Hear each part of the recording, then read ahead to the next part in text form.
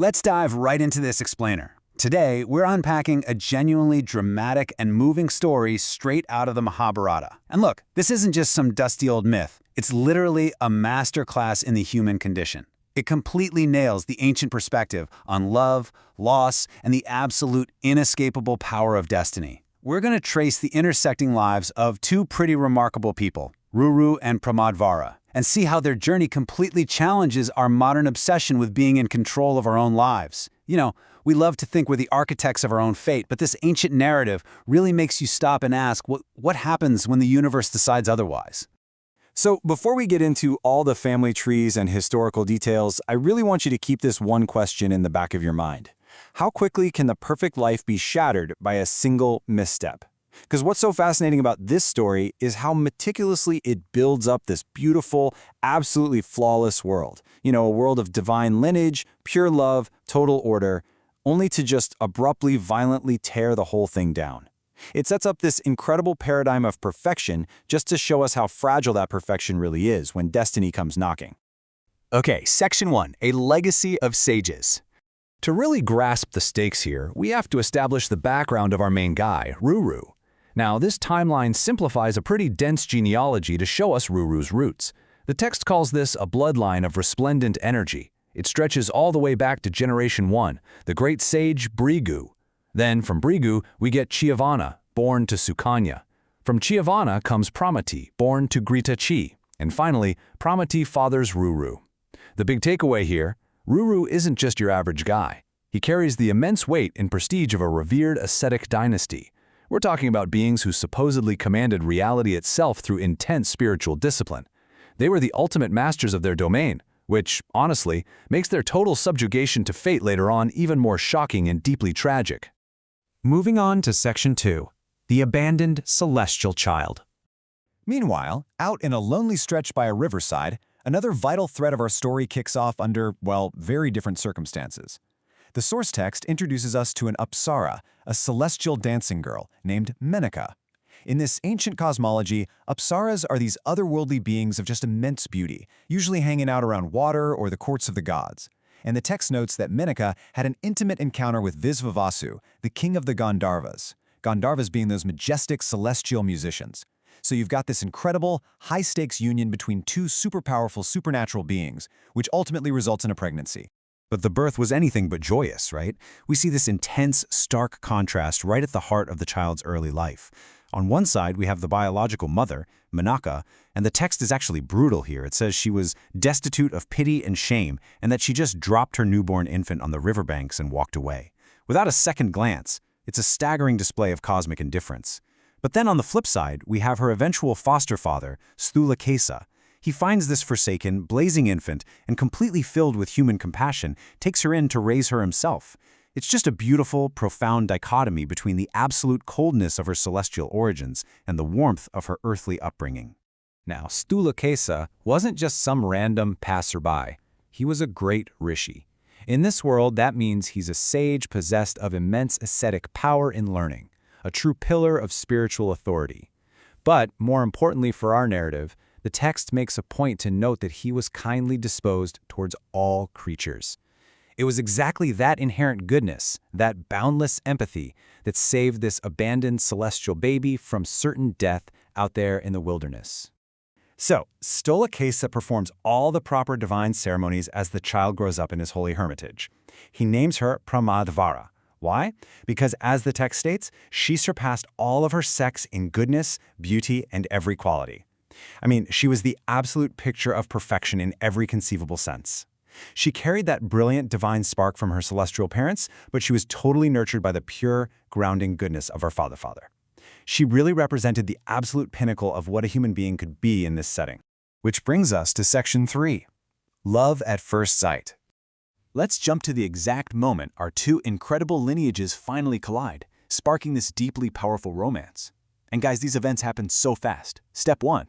The pious Ruru sees Pramadvara at the hermitage, and the text says his heart is instantly pierced by the god of love. Step 2. Completely overwhelmed, he actually gets his companions to urgently go tell his father, Pramati, about his intense passion. Step 3. Pramati immediately goes to the far-famed Sthulakesa to demand her hand for his son, and step 4, the foster father readily agrees and boom, they are officially betrothed. It is swift, it's decisive, and it perfectly captures how we as humans just rush to secure our own happiness, right?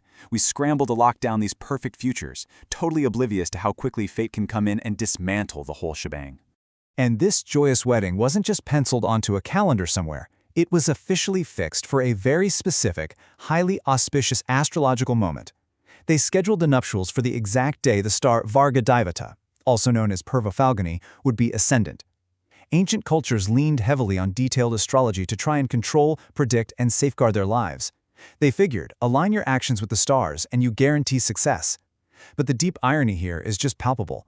Despite using all their ascetic wisdom to pick the absolute, mathematically, spiritually perfect celestial day, they completely failed to see the devastating tragedy lurking right around the corner. Everything seems perfectly set up for a happy ending, right? Two beautiful lineages united in perfect harmony. But let's pause for a second. What happens when destiny has other plans? Because the pacing of our meticulously constructed story is about to take a severe, genuinely jarring turn. Let's get into Section 4, the Serpent of Fate. Just a few days before the time fixed for the nuptials, the beautiful virgin was out playing with her companions, and she accidentally trod upon an unseen, coiled serpent. The text says, "And the reptile, urged to execute the will of fate, violently darted its envenomed fangs into the body of the heedless maiden." This phrasing is absolutely crucial. The author uses this powerful language to explicitly tell us that the snake wasn't acting alone. This wasn't some random, unfortunate accident in the woods. It was the deliberate, violent will of fate executing its grand design. In these ancient texts, tragedies are rarely just random chaos. They're personifications of destiny, inevitable cosmic acts that completely override any human preparation or astrological perfection. Section 5. A tragic aftermath. The suddenness of this climax just completely shatters that joyous scene they had painstakingly built. Stung by the serpent, she instantly drops senseless to the ground. The text notes her color faded, her grace is vanished. Her friends are suddenly faced with this horrific spectacle of woe. But interestingly, the imagery the source uses to describe her in death is breathtakingly complex. It says, lying motionless upon the ground, entirely overcome with poison, she possessed the splendor of a sleeping lotus flower. It's such a hauntingly beautiful, poetic contrast.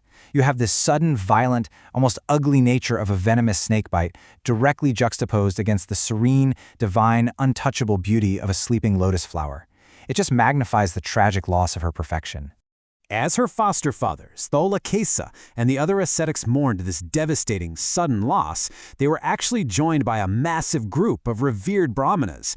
Now, these are holy ascetics, priests, and scholars of the highest order, basically the spiritual heavyweights of the forest, people who have dedicated their entire lives to mastering ancient scriptures and understanding cosmic laws.